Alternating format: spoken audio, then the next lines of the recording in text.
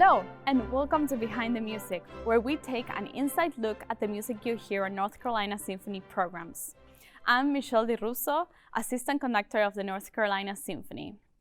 This weekend, the Symphony will perform a program comprised entirely of music by Wolfgang Amadeus Mozart, conducted by Evan Rochester.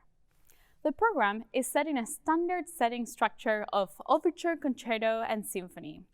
But what is so special about it is that the pieces that will be played are the last pieces Mozart wrote for each genre. You will be hearing the overture to the last opera Mozart composed before dying, the last concerto for violin number 5, and his last symphony as well, Symphony number 41. This is a wonderful opportunity to really understand how far Mozart pushed the limits of each form and what is the point of arrival in his composition language. Our program will open with Mozart's overture to the Sauver Flote, the magic flute. This opera marked an important new path for the composer. It was the first stage work he had written for the commercial theater, rather than on commission from an aristocratic court. This realignment may have been born out of necessity, as in the recent years, Mozart's principal link to the Italian-dominated Viennese court opera had been to librettist Lorenzo da Ponte. But in the spring of 1791, a series of scandals caught up with da Ponte, and the emperor was compelled to dismiss him from his post as librettist to the royal court. Mozart was badly in need of an income, and the best way to earn serious money was through a very not likely imperial appointment or a successful opera. He was already giving music lessons, playing piano recitals, and writing tons of instrumental music, but none of this provided a sense of economic stability. Mozart's wife was not in good health and was forced to spend the summer at the spa in Baden-Baden with her 5-year-old son, and another child was due in the summer. The composer had begun to get in debt, and his situation was close to turning into a financial disaster. Then, in the middle of 1791, another fellow Mason, the singer-impresario Emanuel Schikaneder, came to the rescue with a very unusual project. He asked Mozart to create a new Singspiel, the Viennese equivalent of a Broadway musical, to present at the Theater auf der Wieden, a venue that catered to the ordinary Viennese public. Schikaneder himself wrote the fantastic fairy tale libretto for the magic flute, drawing inspiration from stories popular in Germany and Austria at the time. Mozart then clothed it in with music of sublime simplicity and wit. It premiered that year under Mozart's baton just 9 weeks before his death. That winter, as he lay in his deathbed, the composer had the consolation of knowing that the magic flute was still playing to enthusiastic, sold-out audiences the greatest hit of his career. As well as high comedy and romance, the magic flute possesses a serious ethical side, and we hear both these qualities in its remarkable overture. As dedicated Masons, Mozart and Schikaneder incorporated some of the symbolism of the Masonic rites into the music and plot of the opera. For Masons, the number 3 possessed mystical significance. Thus, at the beginning and again in the middle of the overture, we hear 3 noble brass chords in the key of E-flat major, a key that uses 3 flats. Following this grave introduction, the rest of the overture is a merry fugue, in which a sparkling little tune romps through the instruments in this greatest of Mozart's overture. Next, we will be playing Mozart's Concerto No. 5 in A major for violin and orchestra with soloist Randall Gosby. During a concentrated period of composition within 8 months, Mozart had written 5 violin concertos at the age of 19, which he eventually played all of them throughout Europe in the 1780s.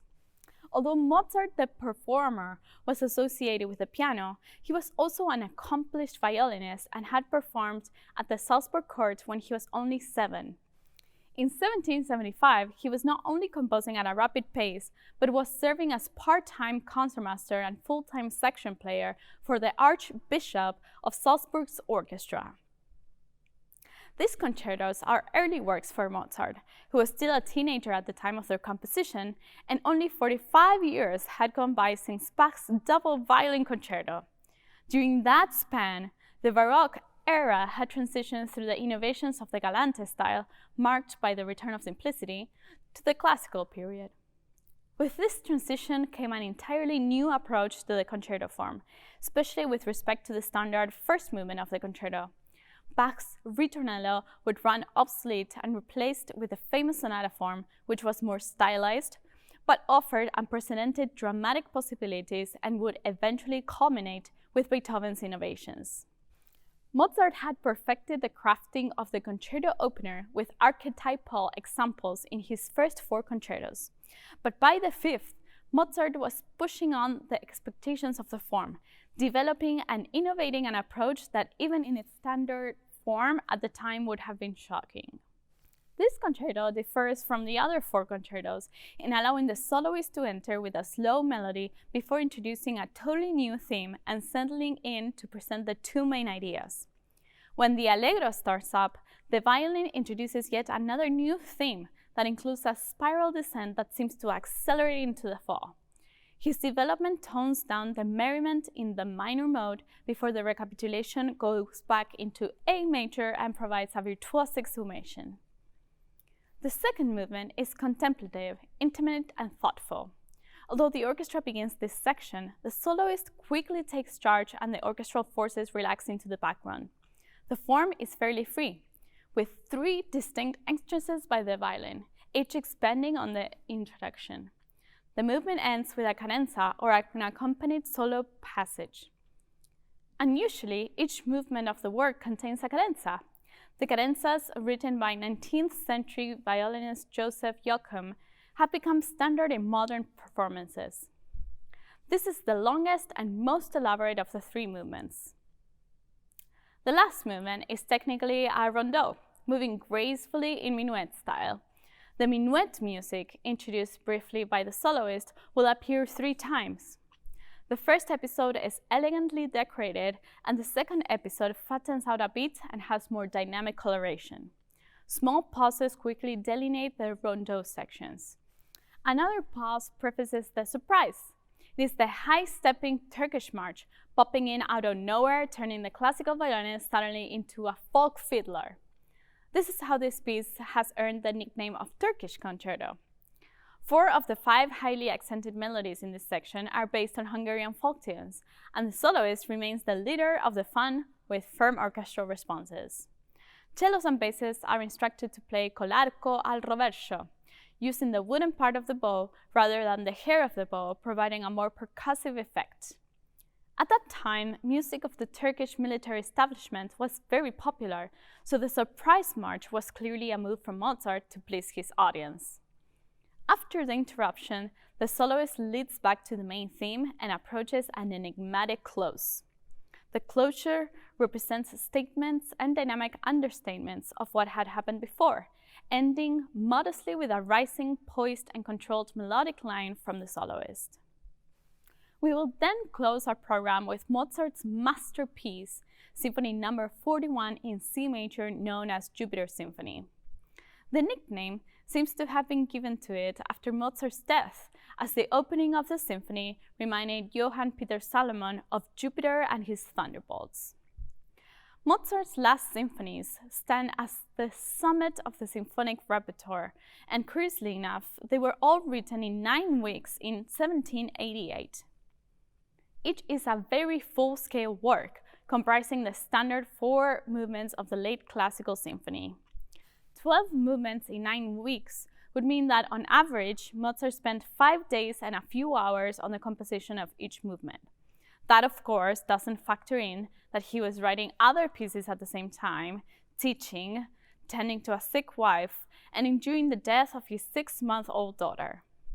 Meanwhile, his financial troubles had forced Mozart to borrow money from a fellow Freemason to keep his family afloat. In this Symphony No. 41, Mozart shows his sheer brilliance as an orchestral composer. His emotional range is wide, prefiguring the vast, expressive canvas that would emerge in the symphonies of Beethoven. From the outset, the symphony provides a vivid example of the classical style. Unlike their Baroque predecessors, who generally maintain a single emotion throughout the movement, composers of the classical period commanded a large repertoire of musical rhetorical devices that could be juxtaposed within a given movement. The opening music takes on different characters, and near the exposition's end, Mozart injects the last of numerous themes that populate this movement, a light-hearted, skipping tune, self-borrowed from his concert aria, Un bacio di mano. The development arrives via an unembellished harmonic step from C to E flat. The orchestra at first carries over the same idea in its orchestration, but it quickly gives this up as the development launches into an imaginative harmonic exploration that includes expressive, impressive touches of counterpoint. The beautiful slow movement has the violins use their mutes, achieving a veiled effect in their timbre. This movement is said to be rooted in the sarabande, a French courtly dance of the Baroque period, similar to those found in the keyboard suites of Johann Sebastian Bach, although some analysts find this connection a bit remote. Whether the association was in Mozart's mind or not, he develops this sonata form movement in a way that has very little to do with the Baroque style. The third movement, a minuet, is also a tribute to stylized dance forms with a minuet and trio. The trio section is actually pretty cheeky and plays a joke on the listeners. Mozart has the end of his phrases precede the beginning of it, basically having the opening notes of each phrase sound like a conclusion. This is a joke that Mozart had learned from Haydn when he used it in his quartet in D major, just 10 months before Mozart wrote the symphony. But the heart of the symphony is the finale. It is a marvel, even by Mozartian standards. Mozart combines 5 musical ideas in the finale, including the main 4-note theme, written in simple whole notes, 1 per measure. He displays supreme control of the counterpoint here, creating music that is accessible and enjoyable. This climax of breathtaking counterpoint in the coda can be seen as looking backwards to the contrapuntal virtuosity of Bach and Handel, and forward to the power of the fugue demonstrated in the compositions to come of Beethoven. Sir George Grove, the music scholar and founder of the Music Dictionary, suggested that Mozart marshaled all of his skills in writing this finale, as if he knew it was his last. Thank you for joining me in this discussion of the works of Mozart that you hear on this weekend's program. We hope to see you in the concert hall.